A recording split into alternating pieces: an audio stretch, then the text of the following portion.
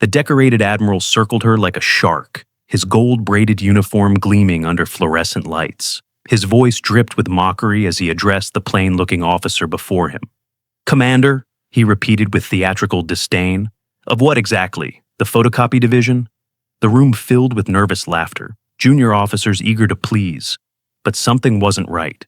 The woman's calm demeanor never wavered, even as the admiral's public humiliation intensified. She simply waited, watching him with patient eyes that had seen things these men couldn't imagine.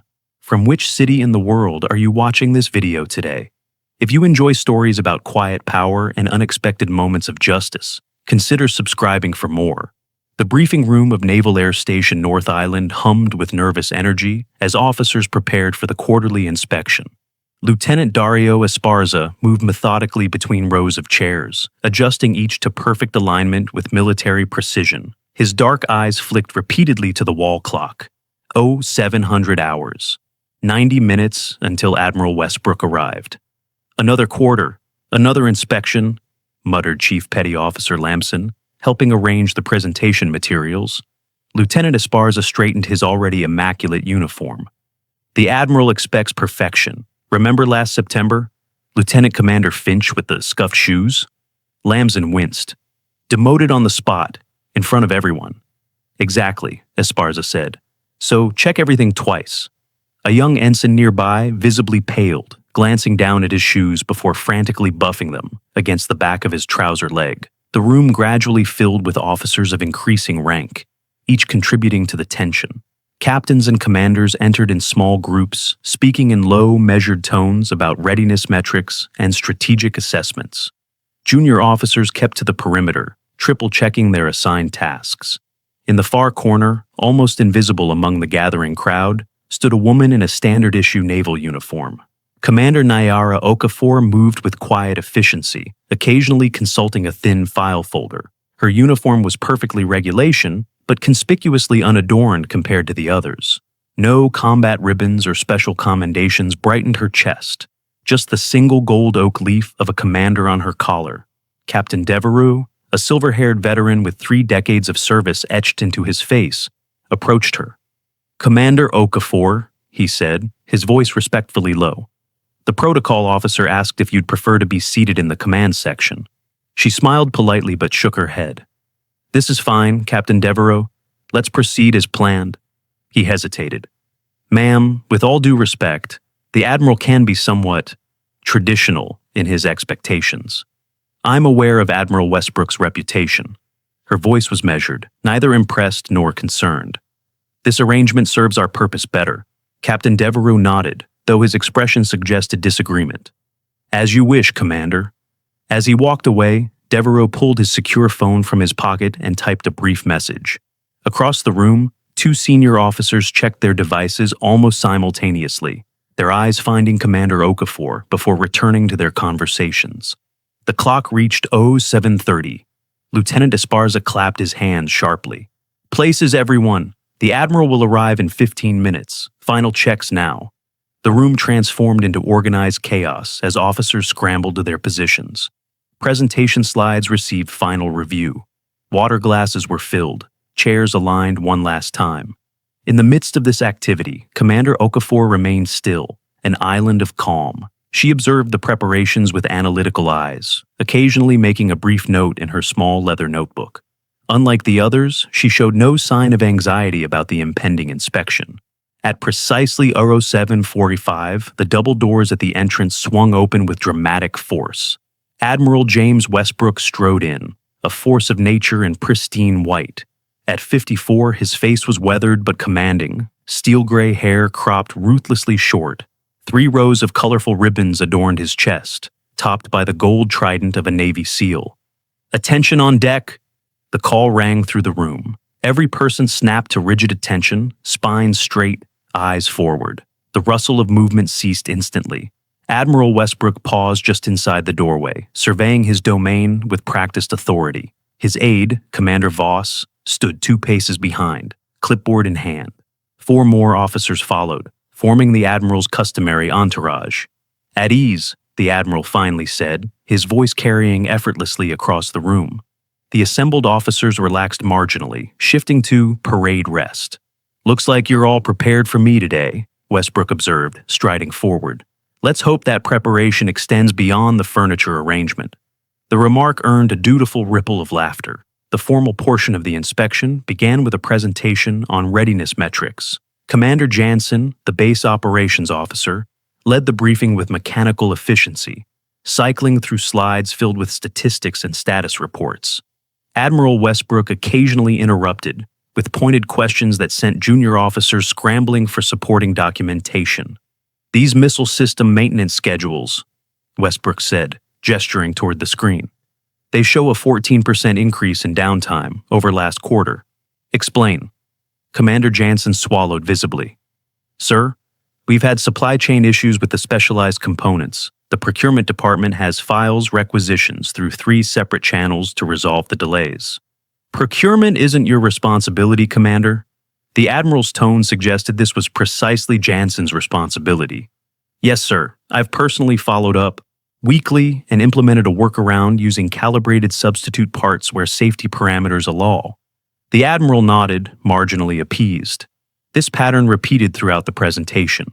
Westbrook identifying weaknesses, officers explaining contingencies, the Admiral grudgingly accepting their solutions while making clear they should have done better. From her position near the back, Commander Okafor observed the interaction. While others scribbled notes frantically, she remained still, watching the Admiral's technique. Once, when Westbrook made a particularly cutting remark about coastal defense protocols, the corner of her mouth twitched almost imperceptibly. By the RO 810, the formal presentation concluded. Admiral Westbrook rose from his seat, rolling his shoulders as if shedding the tedium. "Well, that was thorough," he said, his tight smile never reaching his eyes. Dutiful chuckles rippled through the room. "Now," he continued, "perhaps we can get to the real assessment. In my experience, you learn more in 5 minutes of conversation than 20 slides of statistics." The atmosphere shifted as Westbrook began working the room. With senior officers, he was collegial, exchanging familiar handshakes and inside references to past deployments. With mid-level officers, he was probing, asking unexpected technical questions that tested their knowledge. With juniors, he was intimidating, finding minor uniform infractions or posture issues to critique. Each interaction reinforced the Admiral's position at the top of the hierarchy. Each conversation demonstrated his mastery of the complex world these officers inhabited. Each exchange left the recipient feeling thoroughly inspected. "Captain Harris," Westbrook called, spotting a familiar face. "How's that new sonar system integration coming along? Still fighting with the contractor?" Harris brightened. "We've finally got them to admit the interface specs were inadequate, sir. Revised contract is saving us 8 weeks of troubleshooting." "Good man, knew you'd sort them out." The Admiral continued his circuit of the room, trailing his entourage like the tail of a comet. Junior officers braced visibly as he approached, relaxing only after he passed. Eventually, his path brought him to the back corner. For the first time, Admiral Westbrook noticed Commander Okafor, standing quietly with her slim folder of notes. Something about her composure caught his attention.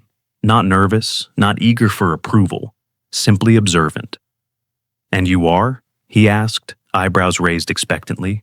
She met his gaze directly. "Commander Nyara Okafor, sir." Westbrook made a show of looking her up and down, noting the absence of decoration on her uniform. His eyes lingered deliberately on her commander's oak leaf insignia. "Commander," he repeated, infusing the word with theatrical skepticism. "Of what exactly? The photocopy division?" Laughter erupted around them, louder than the polite chuckles his previous remarks had earned. Junior officers sensed an opportunity to curry favor through appreciation of the Admiral's wit. Commander Okafor's expression remained unchanged. "I'm assigned to Pacific Fleet Command, sir." "That's quite vague, Commander." Westbrook began circling her, his manner reminiscent of a shark assessing prey. "In my day, commanders actually commanded something: ships, aircraft, SEAL teams." He gestured to his own insignia. "What exactly do you command?" The room's temperature seemed to rise. Some officers shifted uncomfortably while others smirked, enjoying the spectacle of the Admiral putting someone in their place. "I'm recently returned from an extended assignment, sir," she replied evenly. "Ah, An extended assignment, Westbrook mimicked, making air quotes with his fingers. How mysterious. Perhaps you'd care to enlighten us about your expertise.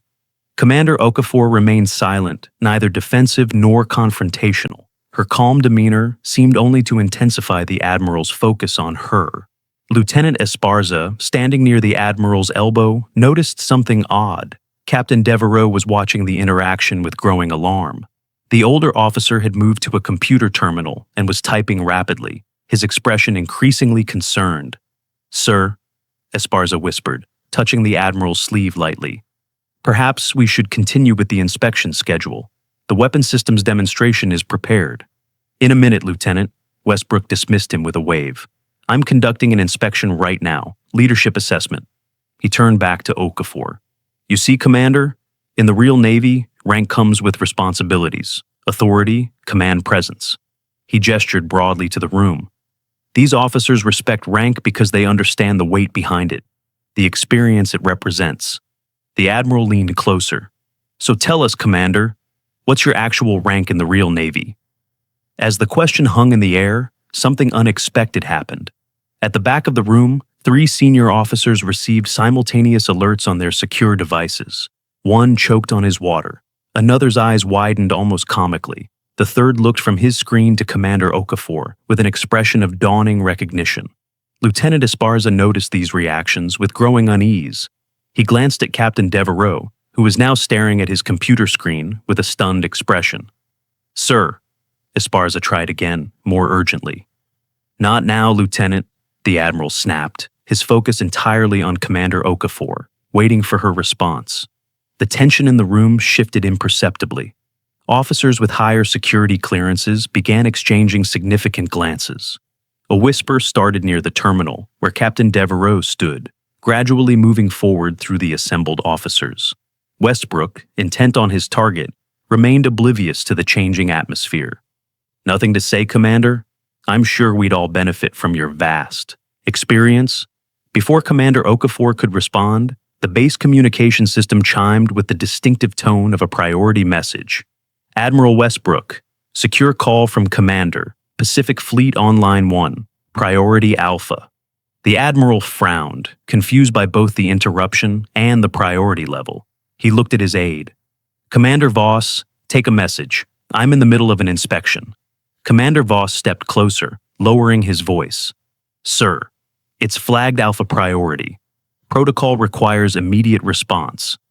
Westbrook's expression darkened, but decades of naval discipline prevailed. "Continue the inspection," he ordered. "I'll return shortly." With a final pointed look at Commander Okafor, he strode from the room, his entourage trailing behind. As soon as the door closed, the room erupted into whispered conversations. Lieutenant Esparza approached Captain Devereaux, who remained at the computer terminal. "Sir, what's happening? Who is she?" Devereaux looked up, his face pale. "Did you run the standard command verification protocol before the Admiral arrived?" "Of course, sir. All attending officers were verified against the base registry." "Base registry," Devereaux repeated flatly. "Did you check Joint Command authorization?" Esparza's stomach dropped. That's above my clearance level, sir." "Exactly?" Devereaux turned the screen slightly, showing a classified personnel file with multiple security watermarks. Esparza caught a glimpse of Commander Okafor's photo beside a redacted service record. Across the room, groups of officers had formed concentric circles of information sharing. Those with higher clearance levels whispered to their colleagues, who reacted with various degrees of surprise and disbelief. Esparza caught fragments of conversation. "Operation Obsidian Shield. Thought that was a JSOC operation. The Taiwanese freighter incident. Thought she was still deployed in the South China Sea." Commander Okafor herself remained where the Admiral had left her, consulting her watch with mild interest. When 3 senior officers approached her, she nodded in brief acknowledgement of whatever they said. Suddenly, the door burst open. Admiral Westbrook returned, his face ashen. All theatrical confidence drained away. He scanned the assembled officers until he located Commander Okafor near the back wall. The room fell silent as he approached her, his swagger replaced by a rigid formality that seemed foreign to his frame. "Commander," he began, then corrected himself. I believe I owe you the courtesy of a proper address." She met his gaze evenly, her expression neither triumphant nor resentful. "Perhaps," he continued with forced casualness, "you could clarify your current position for the record." The entire room held its breath, waiting. If you've ever witnessed someone quietly commanding respect without demanding it, share your story in the comments. What moments have you seen where quiet authority spoke louder than any show of force? Subscribe for part 2 of this naval drama coming tomorrow. Commander Nyara Okafor regarded Admiral Westbrook with calm eyes that had seen things few in the room could imagine. The silence stretched between them, a palpable thing that seemed to have weight and substance. Officers throughout the room leaned forward imperceptibly, waiting. "Fleet Commander, Pacific Special Operations," she stated simply. The words hung in the air like a thunderclap. Even those who had suspected something still looked stunned at the confirmation. Several officers unconsciously straightened their posture. Admiral Westbrook's face drained of color. The title she'd just spoken outranked him by multiple levels, a position he had aspired to but never achieved. His mouth opened, closed, then opened again. "That is," he began, then swallowed. "That position was decommissioned after the Pacific realignment. Reconstituted under Classified Directive 47 Alpha last month," supplied Captain Devereaux from nearby. "Following the success of Operation Obsidian Shield." Recognition dawned on several faces around the room. Operation Obsidian Shield, the covert extraction of 3 nuclear scientists and their families from a hostile state, preventing a catastrophic security breach. The operation had been executed flawlessly, with 0 casualties reported. But the commander's identity had remained classified until now. Admiral Westbrook's hand trembled slightly as he slowly, deliberately removed his cover. His theatrical confidence had vanished, replaced by the rigid protocol drilled into every naval officer from their first day at the academy. "Fleet Commander," he acknowledged, executing a perfect formal salute. Throughout the room, officers rose to attention. Salutes snapped upward in unison, a forest of hands rising in belated recognition. Commander Okafor, Fleet Commander Okafor, returned the salute with simple dignity. "At ease," she said, her voice carrying naturally now, no longer intentionally subdued. "Please, continue with the inspection as scheduled." For a moment no one moved, the room caught between protocols. Admiral Westbrook cleared his throat, struggling to reassume command of a situation that had slipped entirely from his grasp. "You heard the commander," he managed. "Continue with the inspection schedule. Lieutenant Esparza, the weapon systems demonstration." Esparza jumped slightly, jarred from his stunned immobility. "Yes, sir. Right away, sir." As officers began moving toward their stations, reorganizing around this seismic shift in the command structure, Fleet Commander Okafor approached Admiral Westbrook. "Admiral, if I may," she said, her voice pitched for his ears alone. "I believe efficiency would be best served if we continue jointly." Westbrook nodded stiffly. "Of course, Commander. I would appreciate your insights." Together, they moved toward the tactical display, where the weapons officer waited nervously. The rest of the inspection took on a surreal quality as the 2 senior officers, so recently in conflict, now conducted a professional assessment side by side. Where Admiral Westbrook had been theatrical and intimidating, Fleet Commander Okafor was precise and analytical. Her questions cut straight to operational weaknesses that others had carefully obscured in their presentations. Junior officers who had been smirking during the Admiral's earlier performance now stood rigid under her measured examination. "Your coastal defense protocols show a vulnerability in Sector 4, she observed, indicating a point on the tactical display. "What countermeasures have been implemented?" The weapons officer blinked rapidly. "We've increased patrol frequency and added surveillance drones, Commander." "And the blind spot created by the cliffside topography?" The officer hesitated. This specific weakness had not appeared in any of their assessments. "I'm not familiar with any blind spot in that sector, Commander." Fleet Commander Okafor nodded, unsurprised.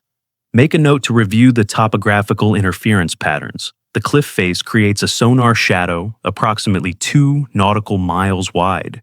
It's been successfully exploited twice in Red Team exercises."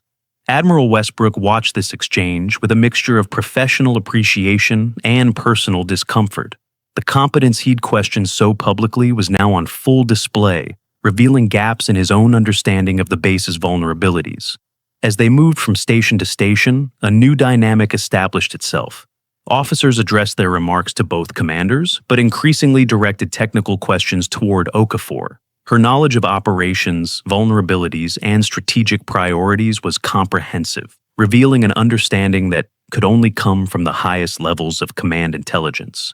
In the communications center, she paused before a secure terminal displaying encryption protocols. "You're still using the Theta-7 algorithm for routine communications," she noted. The communications officer nodded. "Yes, Commander. It's the standard protocol for this classification level. Upgrade to Omega-3 within 72 hours, she instructed. The Theta series has shown vulnerabilities in recent penetration testing. The officer glanced at Admiral Westbrook, who nodded confirmation, though his expression suggested this was news to him as well. By midday, they had completed the operational portion of the inspection. The group relocated to the officers' mess for a working lunch, where the tension had transformed into a different kind of energy. Junior officers kept a respectful distance from the commander's table, but their attention remained fixed on the quiet woman who had so dramatically altered the day's dynamics. At the senior table, conversation flowed with careful professional courtesy. Admiral Westbrook had recovered some of his composure, though his usual dominance of the conversation was notably absent.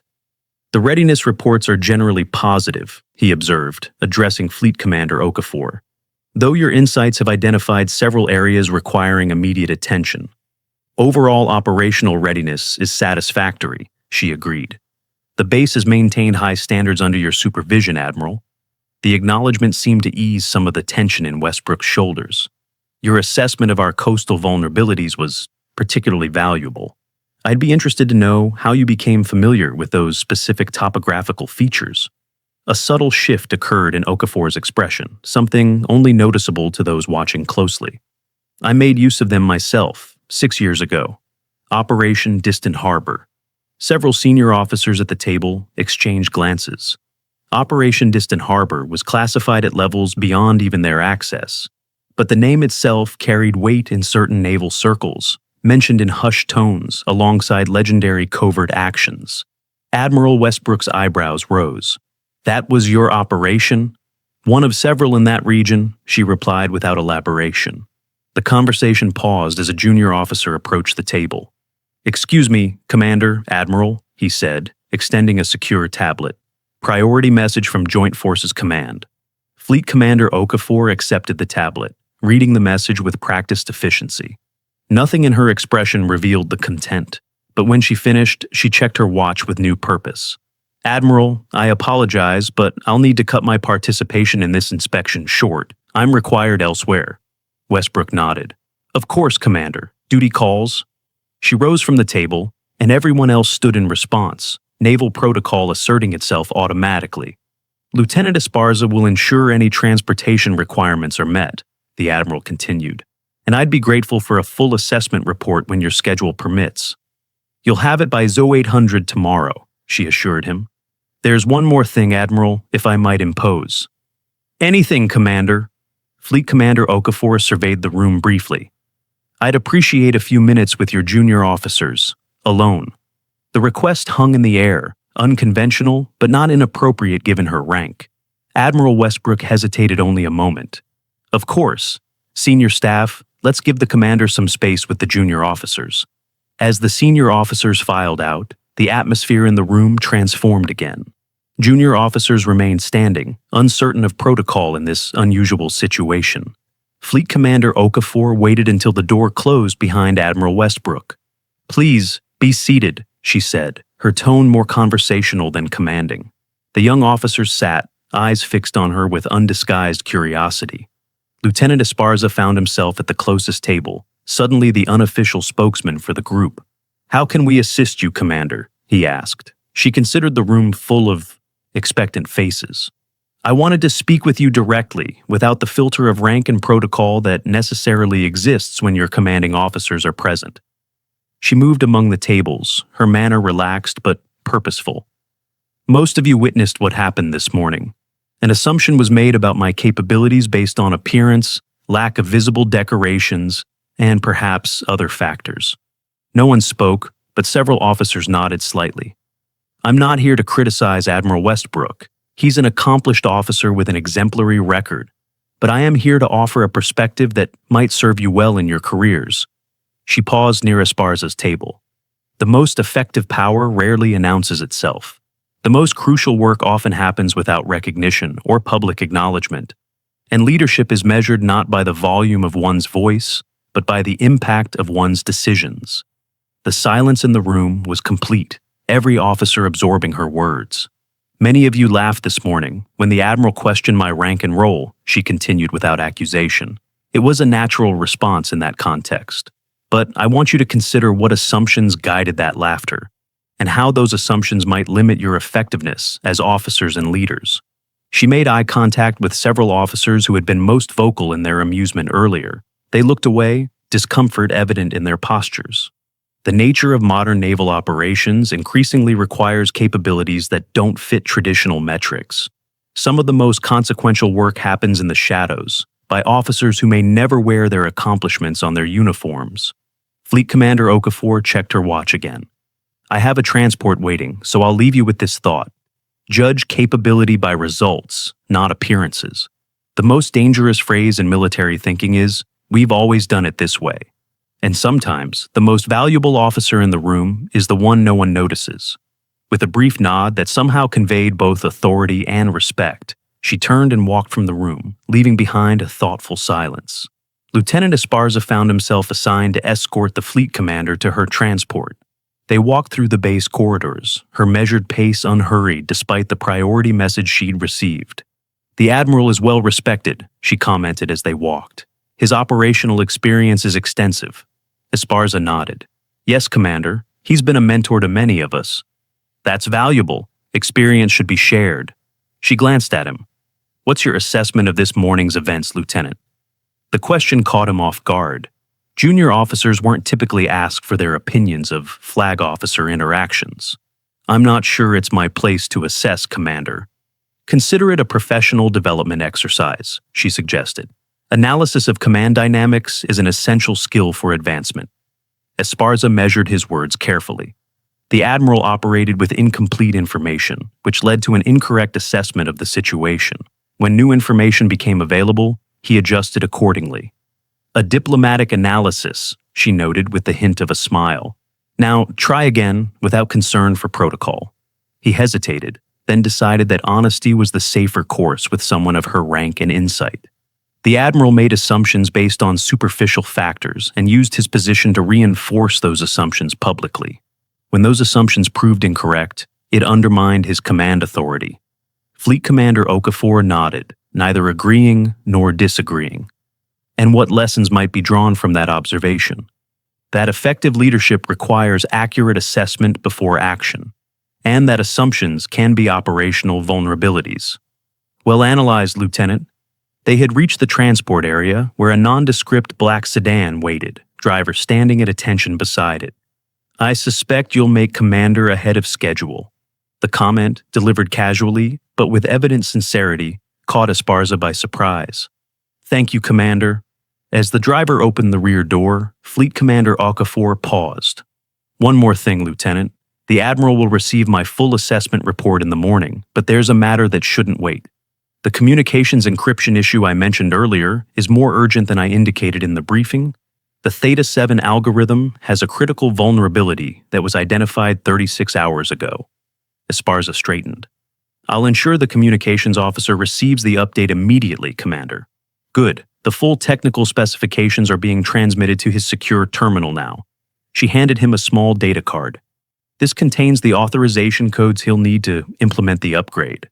With a final nod, she entered the vehicle, which pulled away smoothly, leaving Esparza with a new sense of purpose and more than a few questions.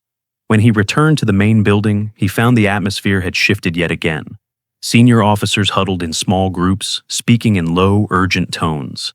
Admiral Westbrook was nowhere to be seen. Esparza approached Captain Devereaux, who stood reviewing something on a secure tablet. "Sir, where is Admiral Westbrook?"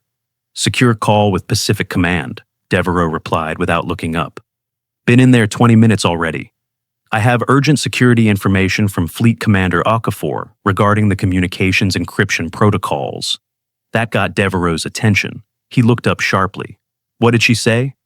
The Theta 7 algorithm has a critical vulnerability identified within the last 36 hours.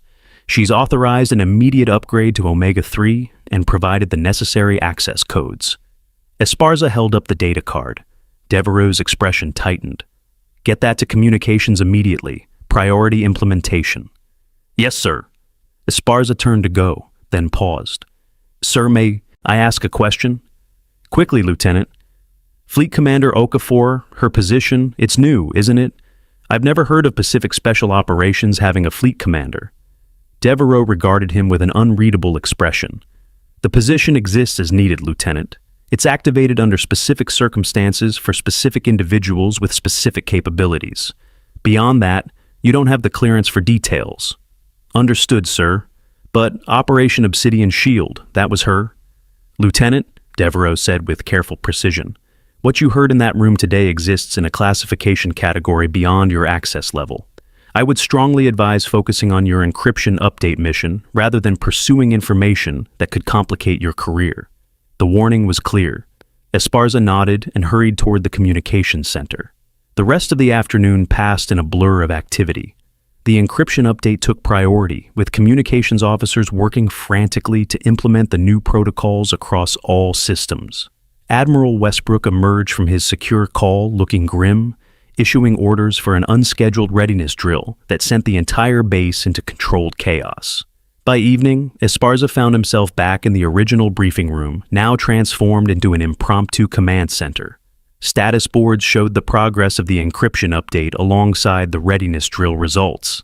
Admiral Westbrook stood at the center, once again in command of his domain, but with a subtle difference in his bearing that only those who knew him well might notice. Communications update status, he demanded. The communications officer stepped forward. 87% complete, Admiral. All critical systems have been migrated to Omega-3. Remaining secondary systems will be upgraded by 2200 hours. Readiness drill results? Response time average 4 minutes, 12 seconds. That's an improvement of 27 seconds over last quarter's drill. Admiral Westbrook nodded, his expression satisfied, but subdued compared to his usual theatrical approval. Acceptable. Prepare a full report for tomorrow's briefing. Dismissed. As officers filed out, the Admiral's eyes found Esparza. Lieutenant? A moment. Esparza approached, standing at attention. Sir? Westbrook waited until they were alone in the room. You escorted Fleet Commander Okafor to her transport. Yes, sir. What was your impression? The question echoed Okafor's earlier inquiry so precisely that Esparza wondered if some coordination had occurred between them. Sir? Your impression, Lieutenant. Of the commander. Speak freely. Esparza considered his words carefully. She was precise, sir.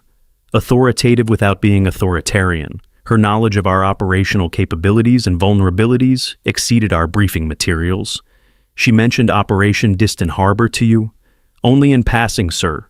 She indicated familiarity with the coastal topography from a previous operation. Admiral Westbrook nodded slowly. Lieutenant, are you familiar with the concept of a quiet professional? Yes, sir. Someone who accomplishes the mission without seeking recognition. Fleet Commander Okafor embodies that concept at the highest level, Westbrook said, his voice uncharacteristically reflective. Her record, what little of it isn't classified beyond even my access, contains achievements that would fill 3 normal careers. He moved to the window, looking out at the base lights coming on as evening settled. The operation she referenced, Distant Harbor, prevented a crisis that would have cost thousands of lives. No one outside a very small circle knows it happened at all. No medals were awarded. No commendations entered into personnel files. Esparza remained silent, recognizing that the Admiral was processing something personal as much as providing information. I've spent my career ensuring my accomplishments were recognized, Westbrook continued, making sure the right people knew my name, building a reputation that commanded respect. He turned back from the window. Commander Okafor has spent hers ensuring no one knew what she'd done, operating in environments where discovery meant failure, leading teams whose very existence is classified. She seems very effective, sir? She is the most effective naval officer I've encountered in 30 years of service, Westbrook said flatly, and I treated her like an administrative oversight. The Admiral straightened his already impeccable uniform. "The commander's assessment report will arrive at 0800 tomorrow. I want you to review it personally and ensure that every recommendation is implemented immediately. Priority allocation of resources. No bureaucratic delays." "Yes, sir." "And, Lieutenant?" "Sir?" "Today was a lesson in leadership that they don't teach at the academy. Make sure you absorb it fully." "Already working on that, sir." After leaving the Admiral, Esparza headed toward his quarters, mind still processing the day's extraordinary events. As he crossed the quad, he noticed unusual activity around the secure communications building. Additional security personnel had been posted, and several non-uniformed individuals with intelligence community credentials were entering the facility. A junior officer hurried past, looking harried. "Walker?" Esparza called. "What's happening?" The ensign paused briefly. "Flash traffic coming in from Indopacom. Something big developing in the South China Sea. All leaves canceled for communications and intelligence personnel. Related to our encryption update?" "Don't know, sir. But the timing seems connected. Word is Fleet Commander Okafor requested direct feeds from 3 surveillance satellites redirected to her command post." Before Esparza could ask another question, the base alert system activated with a short, distinctive tone, followed by, "Attention all personnel. Security level Bravo is now in effect. Repeat, security. Level Bravo is now in effect." Across the base, additional security measures sprang into action. Armed patrols doubled, ID checks intensified, and all non-essential personnel were directed to quarters. Esparza's secure phone vibrated. The message was brief. "Report to Command Center. Priority Alpha." The command center hummed with focused activity when he arrived. Senior officers clustered around tactical displays, showing maritime traffic patterns in the South China Sea. Admiral Westbrook stood at the center, issuing directions to communications officers. "Lieutenant Esparza, join us," the Admiral called. Esparza approached the main display, where satellite imagery showed a civilian container vessel surrounded by smaller craft of unidentified origin. "Taiwanese-flagged merchant vessel Prosperity Star," Admiral Westbrook explained, "currently being interdicted by unmarked vessels in international waters. 17 crew members, plus 4 passengers not on the manifest." "Scientists," added Captain Devereaux from nearby. "High-value assets according to intelligence." Westbrook nodded. "The situation has escalated to potential hostage scenario. Pacific Command is coordinating response options."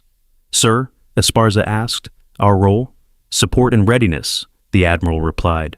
"Fleet Commander Okafor has taken operational command of the response from her mobile command center. We're providing communication support and standing by for potential medical evacuation of recovered personnel." The mention of Okafor's name in connection with the developing crisis created an electric current through the room. Officers exchanged significant glances, connecting the encryption urgency with this sudden operation. A communications officer called out, "Admiral, secure transmission from Fleet Commander Okafor's command post." "Put it through," Westbrook ordered. The main screen shifted to show a secure video feed. Fleet Commander Okafor appeared, now dressed in tactical operations gear, her earlier unadorned uniform replaced by equipment that marked her as an active field commander. Behind her, specialists worked at various stations in what appeared to be a mobile command center. "Admiral Westbrook," she acknowledged with a nod. "We have a developing situation that may require your base's support capabilities. We're aware of the Prosperity Star situation, Commander. All resources are at your disposal." "Thank you, Admiral. We've identified the interdicting vessels as belonging to a non-state actor group, operating with sophisticated equipment. They've made no demands yet, but our intelligence suggests they're specifically targeting the unregistered passengers." "The scientists?" Westbrook confirmed. "Correct. Their expertise in advanced sonar technology makes them high-value targets." She glanced off-screen briefly. "We're implementing response option Charlie 3. 2 extraction teams are already en route. Your base should prepare for potential casualty reception within the next 4 to 6 hours." "Understood, Commander. We'll be ready." "One more thing, Admiral," Okafor continued, her voice taking on a different quality. "The encryption upgrade you implemented today was critical to this operation. The previous algorithm had been compromised, which is how these actors knew the scientists' transport details." A ripple of understanding moved through the command center. The urgency of the encryption change, the coincidental timing of Fleet Commander Okafor's inspection visit, all suddenly part of a larger operational picture.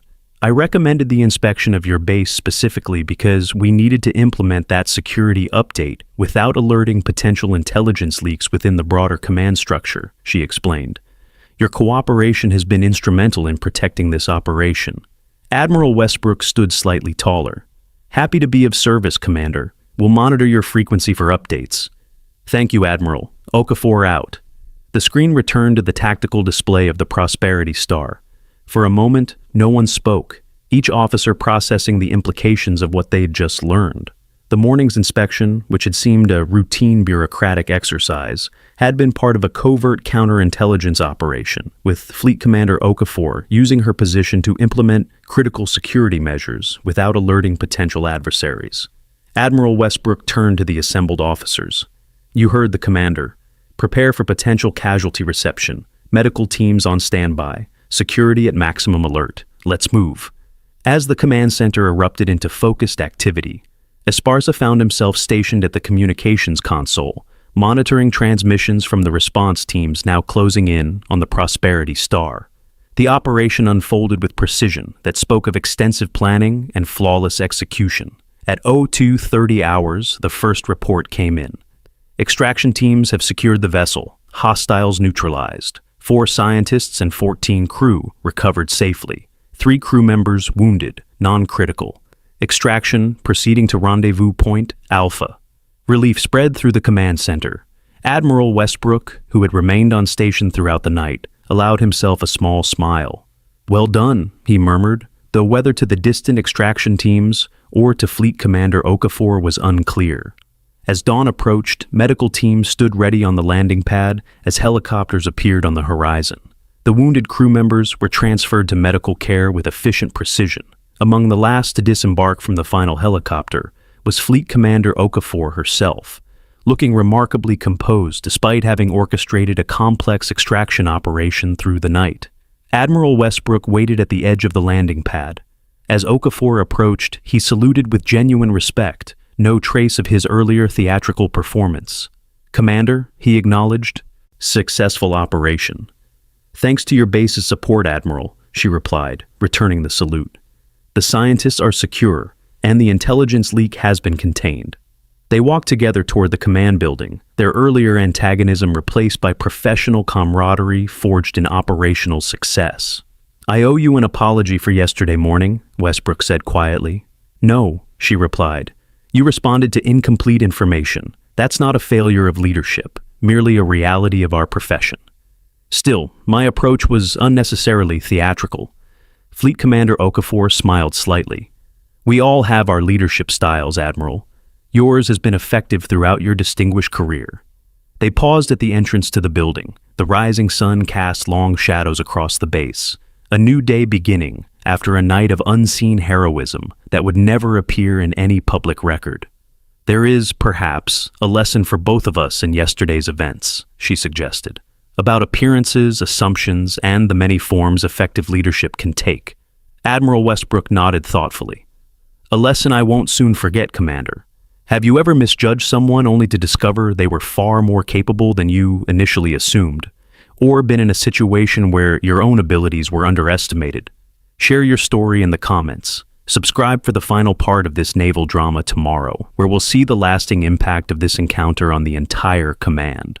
3 weeks after the Prosperity Star incident, Naval Air Station North Island had settled back into its routine operations. The heightened security measures had been scaled back. The visiting intelligence personnel had departed, and the base had returned to its normal rhythm. But subtle changes lingered beneath the surface, visible only to those who knew where to look. Lieutenant Dario Esparza noticed these changes as he prepared the briefing room for another inspection. The room was the same, the chairs still arranged in perfect rows, the presentation materials still meticulously organized. But the atmosphere was different. Junior officers moved with purpose rather than anxiety. The obsessive attention to appearance had been replaced by genuine focus on operational readiness. Lieutenant, called Chief Petty Officer Lamson from across the room. The communication security update is complete, all systems verified and authenticated. Esparza nodded. Excellent. Add it to the briefing package. A young ensign approached, her uniform impeccable, but her manner confident rather than nervous. Sir, the readiness drill metrics are included in Section 4. Response times have improved 15% since last month. Thank you, Ensign Mercer. Well done. The door opened and Admiral Westbrook entered. Unlike his theatrical entrance 3 weeks earlier, he walked in without ceremony, nodding to the officers who acknowledged his arrival. "Morning, Lieutenant," he said to Esparza. "Are we prepared for Rear Admiral Collins?" "Yes, sir. All briefing materials are ready and department heads are standing by." Westbrook surveyed the room with a critical eye that had lost none of its sharpness, but the performative quality that had once characterized his inspections was noticeably absent. "Good," he said. "This inspection is important. Rear Admiral Collins reports directly to Pacific Command. His assessment will influence resource allocations for the coming fiscal year." "Understood, sir."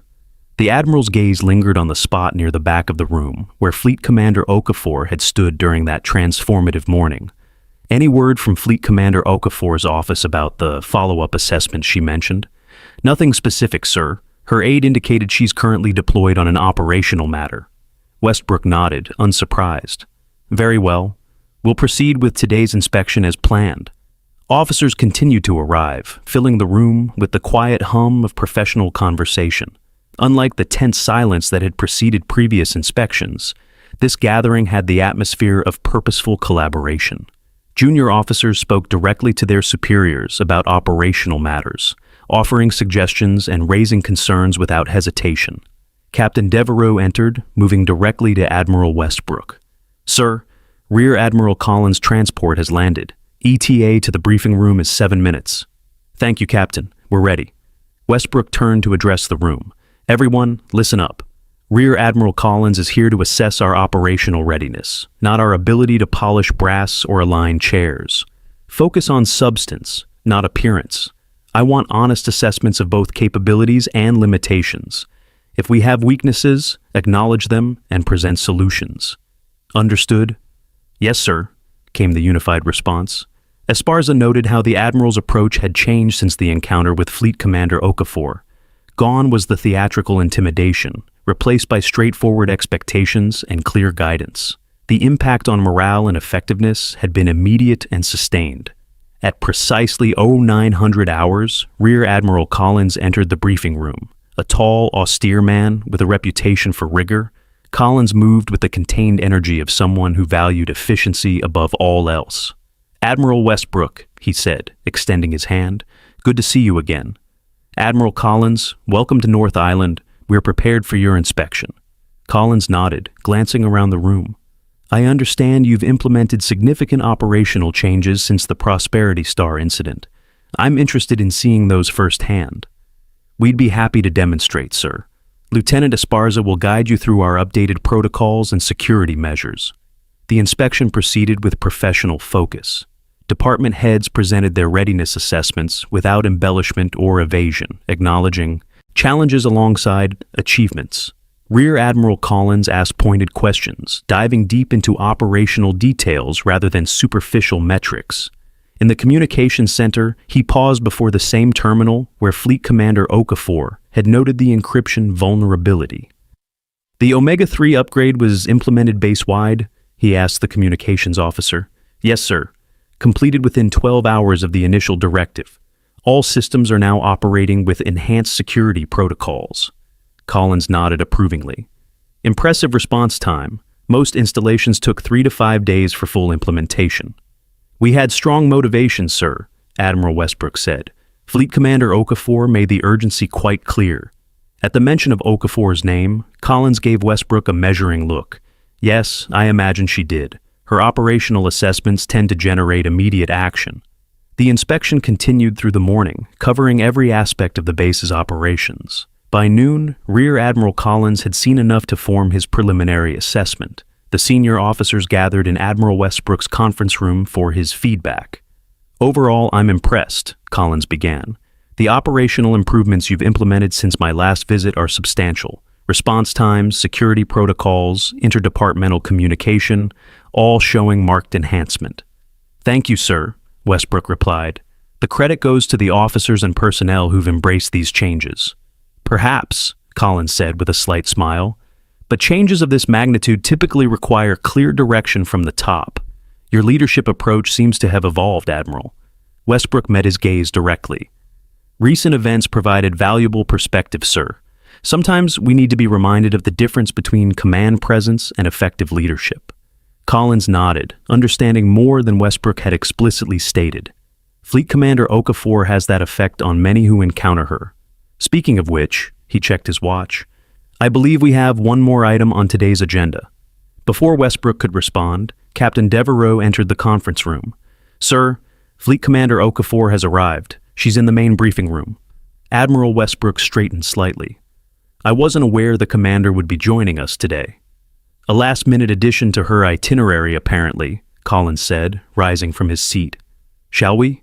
They made their way to the briefing room where Fleet Commander Okafor stood conversing with several officers.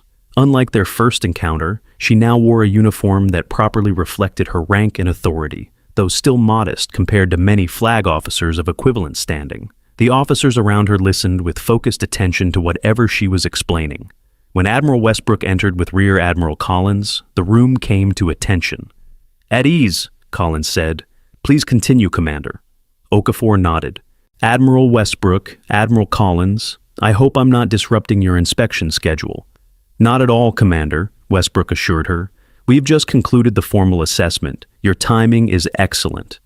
Good. I'm here to provide a follow-up on the operational changes implemented after my previous visit, and to deliver something in person. She turned to address the assembled officers. 3 weeks ago, this base played a critical role in the extraction of 4 scientists and 17 crew members from the Prosperity Star. Your rapid implementation of enhanced security protocols prevented a potential intelligence catastrophe and directly contributed to the operation's success. The officers listened with rapt attention. For many, this was the first official acknowledgement of their role in the classified operation. What many of you don't know, Okafor continued, is that the Prosperity Star incident was merely one component of a larger counterintelligence operation. The scientists extracted from that vessel have since provided critical information that has neutralized a sophisticated espionage network operating throughout the Pacific region. She nodded to an aide, who distributed sealed folders to Admiral Westbrook, Rear Admiral Collins, and several senior officers. These documents contain the declassified portions of the operation summary. The full impact of your contributions can now be properly acknowledged, though many details must remain classified. Fleet Commander Okafor turned specifically to Admiral Westbrook. Admiral, your base's performance during this operation has been recognized at the highest levels of command. The Chief of Naval Operations has authorized me to present this commendation to you and your personnel. She handed him an official document bearing the CNO's seal. Admiral Westbrook accepted it with genuine surprise. Thank you, Commander. This is unexpected. Well deserved, she replied. Your ability to adapt quickly to changing operational requirements was exemplary. Particularly noteworthy was your willingness to set aside traditional approaches in favor of more effective methods. The subtle reference to his own transformation was not lost on Westbrook or the officers who had witnessed his interaction with Okafor 3 weeks earlier. Leadership sometimes requires us to recognize when our established patterns no longer serve the mission, he acknowledged. Your visit provided that opportunity. Fleet Commander Okafor smiled slightly. Mutual learning is the hallmark of an effective command structure, Admiral. She addressed the broader group again. I've reviewed the operational improvements implemented since my last visit. The results are impressive. Response times have improved, security protocols have been enhanced, and interdepartmental communication shows marked efficiency gains. Rear Admiral Collins nodded in agreement. My assessment reached similar conclusions, Commander. Admiral Westbrook has implemented substantial improvements across all operational areas. Not surprising, Okafor said. The Admiral's record speaks for itself. 30 years of distinguished service, with a particular talent for developing capable officers. The acknowledgement of his strengths, coming from someone who had witnessed his weaknesses so directly, seemed to complete some unspoken circuit between them. Admiral Westbrook inclined his head in silent appreciation of the professional courtesy. That brings me to my second purpose in visiting today, Okafor continued. She turned to Lieutenant Esparza, who stood near the back of the group. Lieutenant Dario Esparza, front and center, please. Surprised, Esparza moved forward to stand before the commanders. He came to attention, his posture perfect, but his expression betraying confusion. Lieutenant Esparza, Fleet Commander Okafor began formally. Your actions during the Prosperity Star operation demonstrated exceptional judgment, initiative, and dedication to duty. Your quick implementation of critical security protocols directly contributed to the operation's success. She produced a small box from her pocket. By authority of the Secretary of the Navy, I am pleased to present you with the Navy and Marine Corps Commendation Medal for your actions. The room fell silent as she opened the box to reveal the medal within. Admiral Westbrook stepped forward. I fully endorse this commendation, he said. Lieutenant Esparza exemplifies the qualities we seek to develop in all our officers. As Fleet Commander Okafor pinned the medal to Esparza's uniform, the significance of the moment extended beyond the individual recognition. For the junior officers watching, it represented a visible connection between their daily duties and the larger operations that shape national security, often invisible to those who performed the essential groundwork.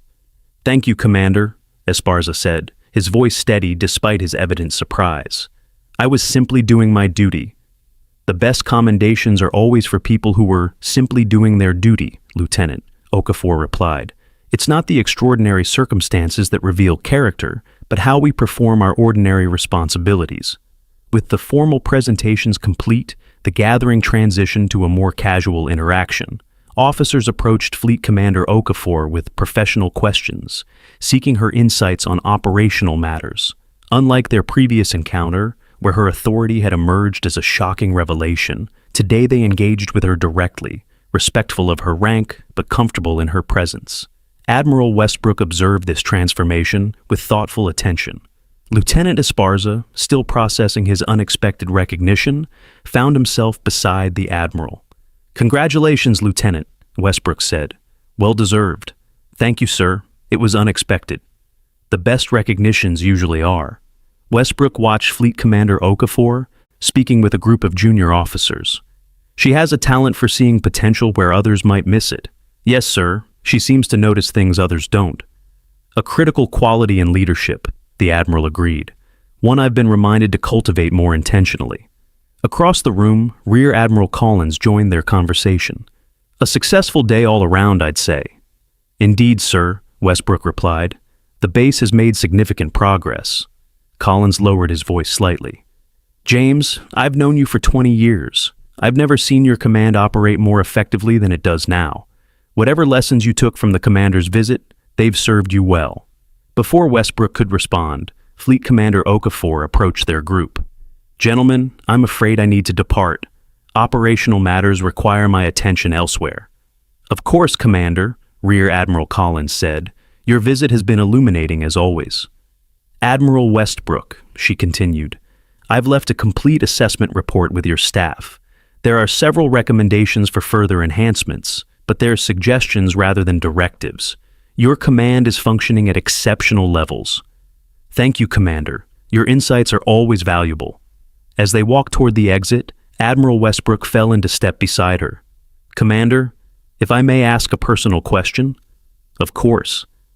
That first day, when I questioned your role and rank so publicly, why didn't you correct me immediately? You had every right and authority to do so. Fleet Commander Okafor considered the question thoughtfully. In my experience, Admiral, telling someone they're wrong rarely changes their mind. Allowing them to discover it themselves often leads to more meaningful transformation. A risky approach, he observed. I might have continued my theatrical performance indefinitely. I doubt that, she replied. You're too good an officer not to recognize truth when it presents itself. Your record shows consistent adaptation to changing circumstances throughout your career. The subtle reframing of his behavior as adaptation rather than humiliation offered a professional dignity that Westbrook clearly appreciated.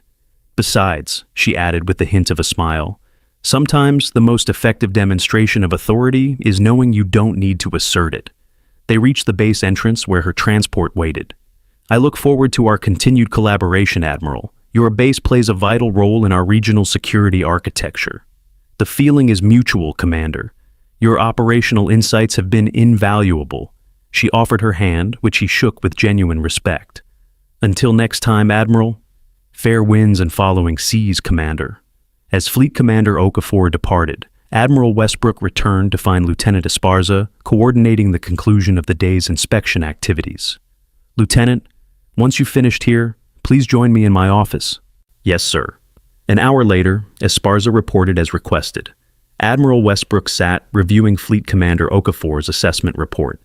Lieutenant, I've been considering your performance over the past 3 weeks. Your handling of the security protocols during the Prosperity Star operation was exemplary, as was your coordination of the subsequent operational improvements. Thank you, sir. Westbrook set aside the report. I'm recommending you for early promotion to Lieutenant Commander. Your file will go before the next selection board with my personal endorsement. Esparza straightened in surprise. Sir, I'm honored, but my time and grade is well below the normal requirement for consideration. Fleet Commander Okafor made a similar observation about your potential. Her assessment carries significant weight, as does your performance during a critical operation. The recommendation has already been approved by Rear Admiral Collins. I don't know what to say, sir. Say you'll continue to develop as an officer who understands that effective leadership isn't about rank or decoration, but about impact and judgment. I will, sir. Thank you. Good. Westbrook leaned back in his chair. The commander's visit 3 weeks ago was illuminating for all of us. A necessary recalibration of priorities and perspectives. Esparza nodded. It changed how many of the junior officers view leadership, sir. Watching someone command respect through competence rather than intimidation was educational. Indeed. The Admiral's expression turned reflective. I built my career on a particular leadership style. Theatrical, as the commander diplomatically put it. Effective in its way, but perhaps not optimal for developing the next generation of naval leaders. He gestured to the commendation document Fleet Commander Okafor had presented earlier. This recognition isn't just for the Prosperity Star operation. It's for the operational improvements implemented after her visit. The cultural shift in command philosophy. The changes have been significant, sir. And necessary, Westbrook acknowledged. The nature of naval operations is evolving. The leaders we need for tomorrow's challenges may not fit traditional models. He rose and moved to the window, looking out over the base where officers and sailors went about their duties with renewed purpose.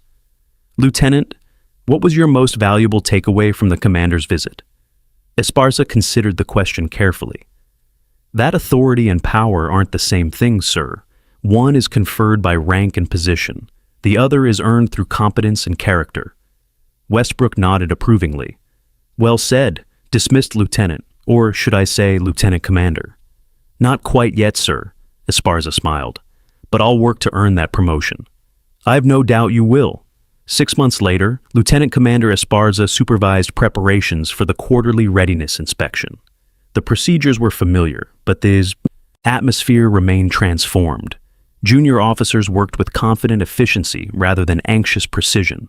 Senior officers provided clear guidance rather than vague expectations backed by intimidation. As he reviewed the final arrangements, a newly arrived ensign approached him. Sir, is it true that Admiral Westbrook used to be different before Fleet Commander Okafor's visit? Esparza looked up from his checklist. Different how, Ensign? Some of the officers who've been here longer say he was more theatrical, more focused on appearance than substance. The Admiral has always been an effective commander, Esparza replied diplomatically. But leadership styles evolve as circumstances change. The best officers adapt their approaches to meet current needs. And Fleet Commander Okafor? The stories about her seem almost mythical at this point. Esparza smiled slightly. Commander Okafor is a remarkable officer. But the most important thing to understand about her isn't her rank or her classified operations. It's her approach to leadership itself. What do you mean, sir? She demonstrates that true authority doesn't require constant assertion, that the most effective power is often the quietest, and that leadership is measured not by how loudly you speak, but by the impact of your actions. The ensign nodded thoughtfully. I wish I'd been here to see it, sir. You're seeing the results every day, Esparza assured him, in how this command operates now, in the standards we maintain not because we fear inspection, but because we understand their purpose. He straightened a chair that was already perfectly aligned, a habit from his lieutenant days that persisted despite the cultural shift. The most valuable lesson from Commander Okafor wasn't about rank or protocol. It was about recognizing that sometimes the most powerful person in the room is the one who doesn't need to prove it. Across the base, Admiral Westbrook stood in his office reviewing the latest operational assessment from Pacific Command. The report highlighted North Island as a model of efficiency and effectiveness, with specific commendation for the command culture that balanced accountability with initiative. His aide entered with a secure message. "Sir, communication from Fleet Commander Okafor's office." Westbrook accepted the document, reading it with interest. "They're requesting our support for an upcoming joint operation, specifically asking for Lieutenant Commander Esparza to serve as liaison officer. Will you approve, sir?" The Admiral smiled slightly. "Of course, the commander has an eye for talent, and Esparza has earned the opportunity." Later that day, Admiral Westbrook found Esparza in the operations center. "Lieutenant Commander, congratulations. You've been requested for a special assignment with Fleet Commander Okafor's Joint Operations Team."